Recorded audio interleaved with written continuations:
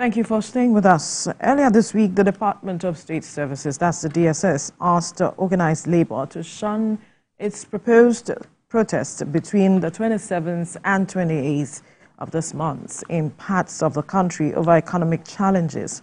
Now, the DSS had said it recognizes protests as a legitimate right of labor movement, but urged the body to shelve the plan in the interest of peace and public order. Now, the DSS further called on parties to pursue dialogue and negotiation rather than engaging in conducts that could heighten tensions.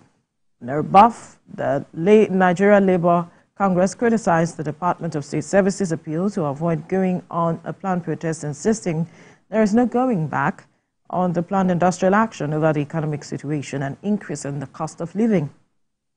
Now, last week, the NLC asked its members to prepare for a 2-day nationwide industrial action after issuing a 14-day ultimatum to the federal government. Joining us to discuss this matter from our Abuja studio is economist, public affairs analyst, Mayokun. Good morning. Thank you for joining us on TVC Breakfast. Yeah, Veronica, good morning to you. How do you do today?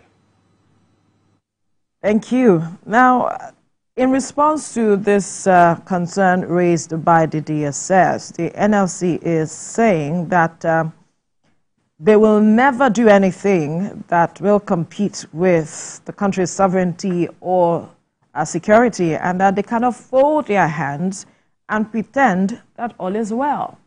How do we resolve this impasse as it is? Because NLC is insisting, the DSS is saying, we know it's your right, but then some persons might want to hijack this protest.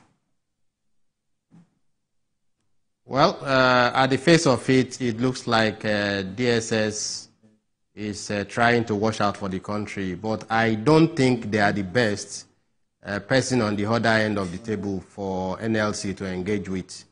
Lately, in the past year or two, I've observed that DSS has been kind of biting more than it can chew, in that it's going into territories that are quite political and that is against its own mandate. It has the job to protect the country, to fish out nefarious elements in society, but it's talking more than it's actually acting. You do your job, let NLC do their own, as it were. So NLC has to engage. There's no doubt about that, but the other people that should be talking to NLC at this stage is not DSS.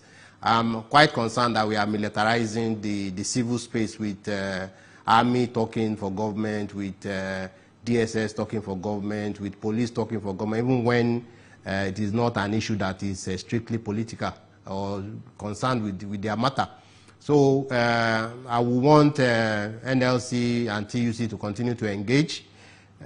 Strike should be the last resort in any circumstance, but still they have the right to go on strike if all avenues have been exhausted. I'm not sure it has been exhausted at this stage, but what you should realize, talking as an economist, is that protests themselves is like a safety valve in civil discourse. So it's not really the thing that we should be afraid of. What we should be afraid of from a social unrest standpoint is those unrests, those protests that are not planned, that can spring up because of the level of hardship in the country. I won't lie to you, there's a lot going on, people are passing through a lot, and the president, the presidency, and the political class needs to watch it, and watch it very carefully so that they don't put all of us in jeopardy. I'm sure they mean well, but when policies are not working, it is incumbent on the presidency and whoever are the leaders at the particular point in time to take a second look at whatever policies they are dishing out to know why it's not working. There are enough tools in economics and economic analysis to help us through stages like this. We should not go the way of Zimbabwe. Things have been done before in other places. Look out for those who are competent. Look out for those who have the pedigree to diagnose, just like doctors would do, understand the panacea that are needed, and dish out whatever is needed to help us come back, at least claw back from the brink. We are approaching the brink. The kind of losses we are seeing in the value of our currency over the last 8 months or thereabout is unprecedented in the annals of this country. We can't say it's business as usual. We can't say, okay, it will work at the end. Of what use is the surgery when the patient is dead? So we don't want the patient to die. We want the surgery to be successful. If it's not working, if the metrics are not looking okay, we should claw back and at least take a second look before we go further. My thoughts.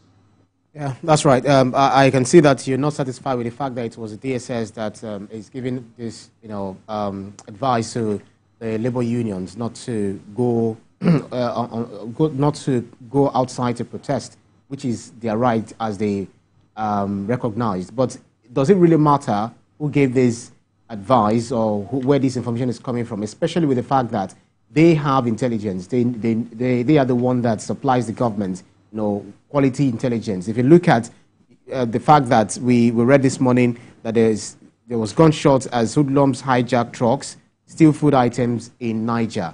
Even though in Niger we understand that just a few days ago the prices of commodities are already coming down, rice, etc. So do you not feel that because of the tension in the land, because of the anger in the land, Nigerians might definitely, whether planned or not planned protest, some Nigerians or miscreants might invade this protest, hijack this protest, and in order to do whatever they want to do? Okay, thank you. Let me give you this scenario. If DSS actually has something that is credible, that is security implicating, they can call those civil leaders, those NLC, TUC people, into a closed-door sessions. It's not on the pages of newspaper. Whatever they are doing is just meant to frighten the people in the social space. And that is not the NLC that I know. It's not really for them.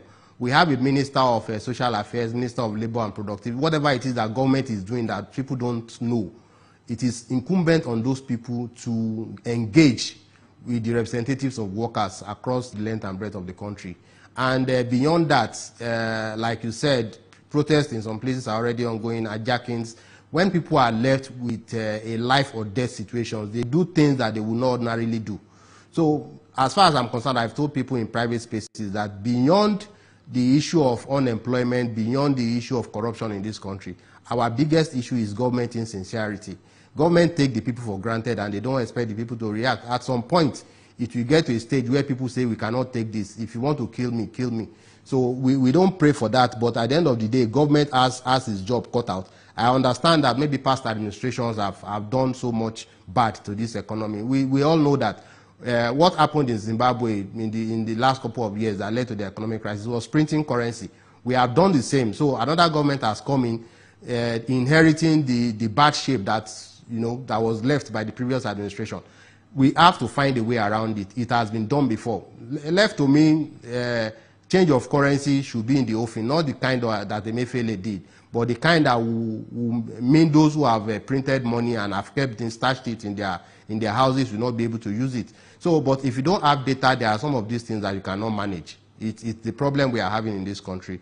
Government, when they want to collect money from you, they know how to use data, the latest technology to do it. But when it comes to being accountable to the people, suddenly they are found wanting. So if we really mean business, government can engage people. Let us know every step that you are taking. If there are policies, if monies have been recovered from people who stole it earlier, come out, engage the people, let them know. We should not be reading such things like CBN will not be denying this, whatever Emefiele recovered this was getting from. People are not even sure what the truth is. And at the end of the day, even when they think it's the truth, there's still this fear that whatever stolen loot has been recovered before will eventually be stolen again. It happened under the last administration. So if we are going to change the narrative, we have to start with engaging the people that matters. One of them, which is the NLC body. My thoughts. Right. So are you saying that the government is not sincere with whatever it is doing at this point? Because you talked about if the government is sincere with the way it's going about addressing some of these issues. And then another issue that I would like for you to address, you mentioned earlier that we are seemingly getting to a point where we are militarizing the civil space. And I'm wondering how we got to this point. Well, we are practicing democracy, at least in principle, but there are some tools of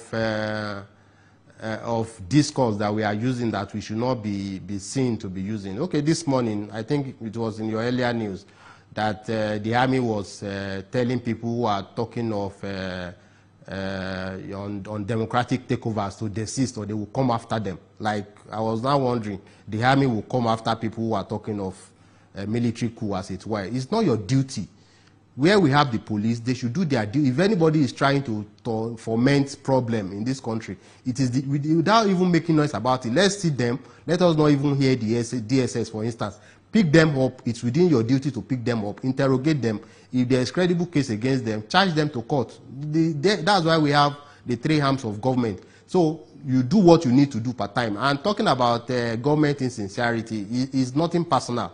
It's about what one has observed. I've been in different countries. I've seen how things are done in advanced countries. People should be afraid of actions by the civil societies, by protesters and the rest of them. In Nigeria, we just think, okay, let's scare them with DSS and business continues as usual. By now, there should have been something talked about minimum wage. It's more than 8 months. The same way we rush to so-called unified exchange rates, the same way we rush to remove subsidy, we should also rush to increase the minimum wage. But if we want to take time to engage in studies, there are people. Nigerians are one of the most learned people across the world. US, UK, and all this rest of the country can attest to that. Why are we not basing our policy decisions on intellectual reasonings? Why are we not basing them on academic whatever? At the end of the day, if you go to IMF, they have all these PhD professors and the rest of them. They dish out policies for us, and our ministers become mouthpieces for telling us what IMF wants us to do. The other day, the Minister of Power was, all he had to tell us was, we are going to remove subsidy. What happens to, I'm going to provide power for 200 million Nigerians? That has not been overdue. These are things that have been solved in advanced economies and even other African countries. I watched, was it AFCON? If you see the stadium alone, you know that we cannot build this kind of stadium in Nigeria. Not because the money is not available, but because some people will steal 80% of the funds, and at the end of the day, what we have will be shambolic. So I'm sorry to say, it's just the way we have found ourselves. The change can start now, and I believe that the person in power has a fiduciary duty, and he has the competence to start the change. But he has to watch the people around him. It's not everybody that should be members of APC or members of maybe Lagos State or whoever, APC, wherever they are coming from, to use them in government. Go for people with knowledge. Go for people who have the proven wherewithal to think out of the box, who have the international experience needed and are ready to bring change to this country. Appoint them and give them the mandate to deliver, and you will see how things will change. It should not be government by cronies. It is one of the death knells of a democratic dispensation. I'm wondering when people say that we rush to remove subsidy, because for several years, virtually all Nigerians were saying that we want subsidy to be removed. And I won't be surprised that at one point in time, you had also advocated that subsidy be removed, because it was they tried to remove it at 2012, which led to some protests, and even during the Buhari administration. And then he couldn't remove it in his first tenure, and then he tried to do it at the tail end of his tenure, which the incumbent president confirmed that it was not budgeted for. Virtually all Nigerians wanted it to be removed. It's not funny to hear when people say that the subsidies shouldn't have been removed, it has to be returned, and all of that. Could you help us clarify what exactly do Nigerians want? Well, I'm a Nigerian, so I will tell you what I want. For me, the issue is not subsidy. The issue is administration of subsidy, and whether some of those subsidies are orientated towards production or consumption, as it were. For instance, if diesel is subsidized, you know that 80% of people who use diesel use it in the line of production. That is subsidizing production. The one for fuel, for PMS, as it were, is more for consumption. But because of the lack of power, most people use petrol, or what we call PMS, to power their houses. This is another markdown on government activities, you understand? So it's not subsidy. As of today, more than 100 billion euros are being used maybe on a monthly basis in the Eurozone to subsidize fossil fuel. They are also using, in the next 5 years, about 400 billion euros to subsidize renewable energy. So what happens is now they are subsidizing, IMF is not talking. In the US, they subsidize farm products for people so that it will get to the people. So they are not talking about it, but when they have gotten some competitive advantage in 10 years' time, maybe in renewable energy, and Nigerian government now wakes up and say, okay, we are going to subsidize solar power for Nigerians. IMF will come and tell you, no. This is remove subsidy. It's not subsidy. It's the administration of it. Remove the bottlenecks and make sure that whatever is going to the people, we have the data to know how it is impacting. You know, you remember when government was talking, they said that when they wanted to remove subsidy, they said the subsidy is benefiting only the rich. Now that it has been subsidized, is it the rich people that are suffering? No. 99.9% of people are people that couldn't even afford 3 square meals a day. Now they are trekking to work on empty stomachs. And these are the things that lead to social unrest. We have to watch it, all of us. Earlier, you mentioned that in other countries, people, governments are often afraid of labor movements and their decisions. And I'm wondering if labor, NLC, for instance, in Nigeria, has been able to prove its mettle to really put government under pressure to deliver on the dividends of democracy for government, because over time, a lot of persons have even complained about labor and its decisions, the fact that they are not really doing what they are meant to do. Well, we all live in Nigeria, and it's difficult to be an angel in the midst of so much opulence and so much corrupt enrichment and the rest of it. So the people in labor are not immune. Left to me, when I look at labor, I see people who I was actually reading a release by TUC yesterday, and I could pick 1 or 2 grammatical errors, and I like, how can this person not know this, like, before releasing this kind of document? But that aside, the issue for me is that the volume of intellectual component in the discourse, in the space between engagement between labor and government has decreased substantially. So you can really not give what you don't have. NLC itself should have its own army of economists and accountants and financial analysts that will look at numbers, so that when you are coming to the table to engage government, you come with facts and figures. When government gives you one fact, you give another. That's how you move the discourse forward. But that said, government itself should be able to at least deal in terms of knowledge. You know, I've not seen a lot of economic team, people who really know their onions. Nigerians, the other day I think Badenoch was in Nigeria. These are Nigerians doing well in other places. Here, would they give them that space? So Ludo was a professor abroad when he was brought back to come and serve under Obasanjo. You don't have to know anybody, but in Nigeria, it's like somebody has to recommend you, and the person has to extract some political capital from you serving in the government and the rest of it. You'll be sending away people who actually have things to contribute. We cannot be doing what they call inbreeding in politics and expect changes to come and exceptional changes to come. So if we really want change, we should throw it open, deal with your opposition sometimes, listen to contrarian ideas, and at the end of the day, everybody will be the better off for it. My thoughts. Well, unfortunately, those who were appointed back in the day too were appointed based on recommendation, and I've not really seen any administration that picked the situation of the country, took us back, to good old days from where they picked it, backward. Or rather, it is, for instance, when a dollar is certain amount, they leave it at a higher price before, or higher rates before they leave office. But the question I really want to ask is, TUC and NLC are divided over these nationwide protests, because you said DSS seems to be getting involved in politics. But would you not say that NLC itself, the posture like brought during the elections, and some of the ways they go about their agitations look more like they are sympathetic to the opposition, and they act, they act that way as well? Do you not see that the NLC probably is kind of going political, because even its sister union is not in sync with the two-day protest they declared? Well, it's their right to align with whoever they choose to align with, as long as it is within the democratic space. Even the labor unions, they floated the Labour Party, and whatever happens to that Labour Party. In the US, for instance, you will see that the auto workers, those who are working in the automobile industry, among other people, they usually align with Democrats in government.